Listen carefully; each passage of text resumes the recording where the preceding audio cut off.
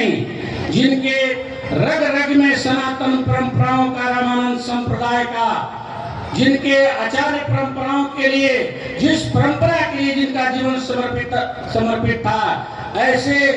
जगत गुरु श्री रामानंदाचार्य जी महाराज के ऊपर अगर किसी ने आज तक, हमारे कोई भी कहने में हमें संकोच नहीं होगा कि ऐसा चैनल बना करके जगत गुरु रामानंदाचार्य जी के जीवन को प्रकाशित किया हो, ऐसे हमारे पूज्य महाराज श्री,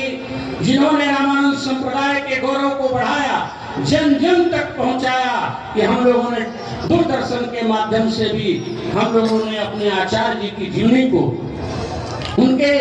भगवान की, आचार्य की शक्ति सामर्थ्य को जन जन तक पहुंचाया महाराज श्री ने। और यही नहीं, ऐसा त्याग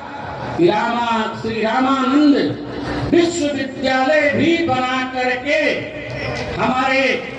समाज को समर्पित, जिनका जीवन आचार्य और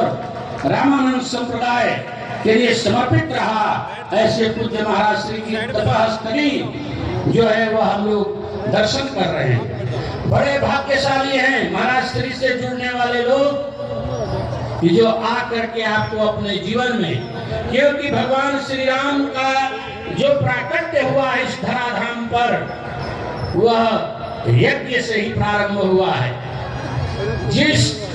सनातन परंपराओं में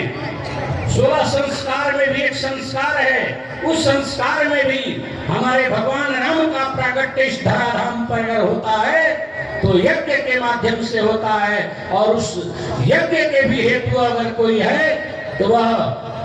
गाय माता है, गौ माता है। अगर दिलीप के द्वारा भगवान के अवतार, उस कुल में भगवान जिसमें अवतार लिए हैं, उस अवतार के हेतु अगर कोई है, अगर दिलीप नहीं होते तो कहां से उस परंपरा में दशरथ जी आते और राम जी आते। उस परंपरा को भी स्थापित करने वाली इस धराधाम पर कोई है